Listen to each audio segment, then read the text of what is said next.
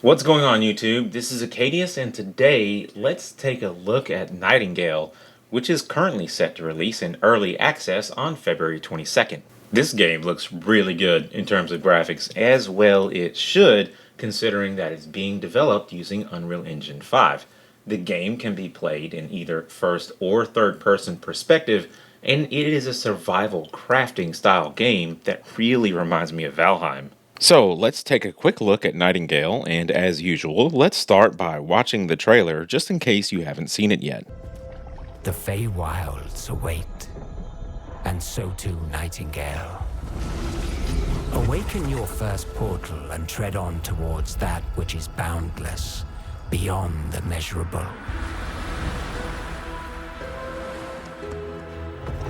Sequestered, struck by woe and lacking supplies, the question becomes, wilt thou be a survivor?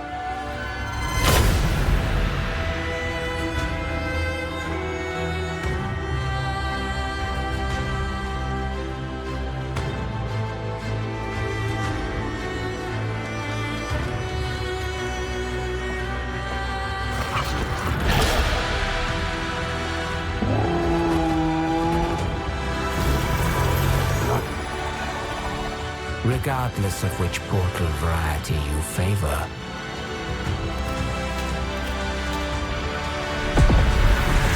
Realm cards will be necessary.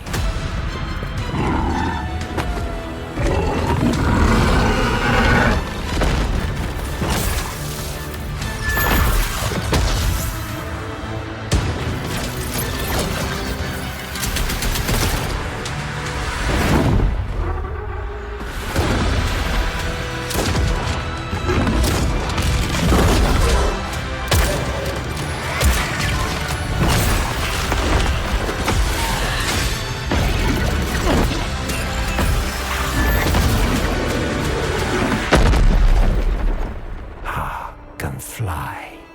Let my words steer your steps.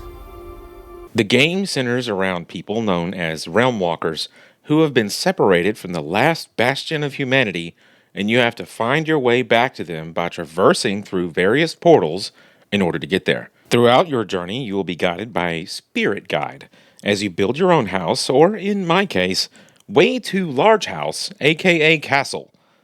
And from time to time, your humble abode will be assaulted by aggressive local enemies which you will need to defend against because they can smash your modest construction project. Is this game sounding like Valheim to you yet?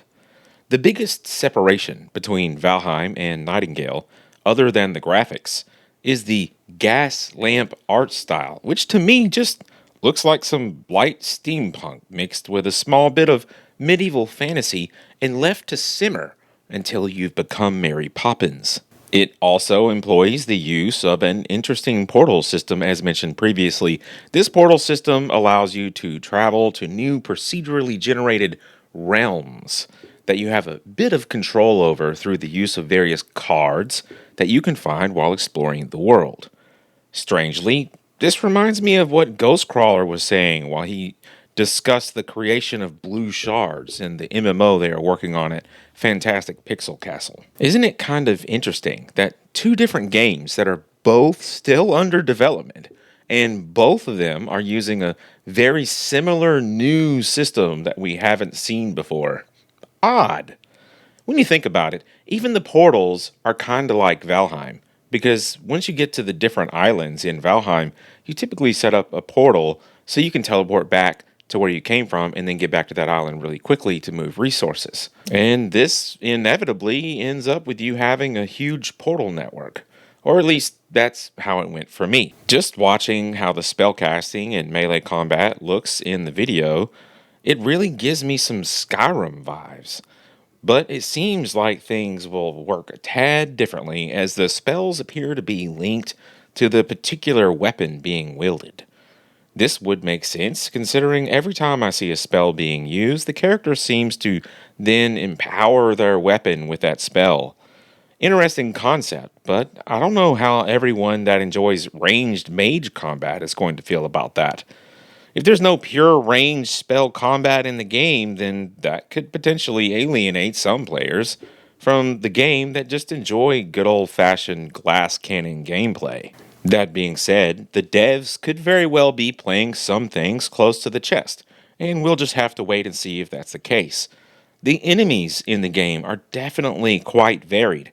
I still don't understand how so many games can have such a huge and varied bestiary, but then Diablo 4 can only manage something like 7 unique monster types, and then they just make slight variations on those 7. But I don't even want to get started on Diablo 4. The environments in Nightingale also look pretty varied, and I'm personally hoping that there will be at least one new biome type that we have never seen before, like when Terraria added the mushroom biome. The game does feature some type of night and day cycle, and that is one of the many functions of the cards when creating a portal is deciding what time of day is it going to be. I already know that most of my portals will be set to nighttime whenever possible, because nighttime is the best time. Honestly, I can't wait to see what kind of devious combinations I can come up with for myself. The spookier and more difficult, the better. All things considered, Nightingale seems like it's going to be a pretty interesting game, and if you're a huge fan of the survival crafting genre, then you may definitely want to pick this game up. As long as the game doesn't suffer from a ton of bugs and glitches, then this game could very well turn out to be a strong contender for best survival crafting game of this year, especially when you consider that they took heavy inspirations from Valheim with its already heavily tested gameplay formula. But that's my thoughts on Nightingale, so what are yours? Are you looking forward to cosplaying as Mary Poppins in a steampunk medieval fantasy world? Let me know in the comments below. Don't forget to like and subscribe, and I will see you in the next video.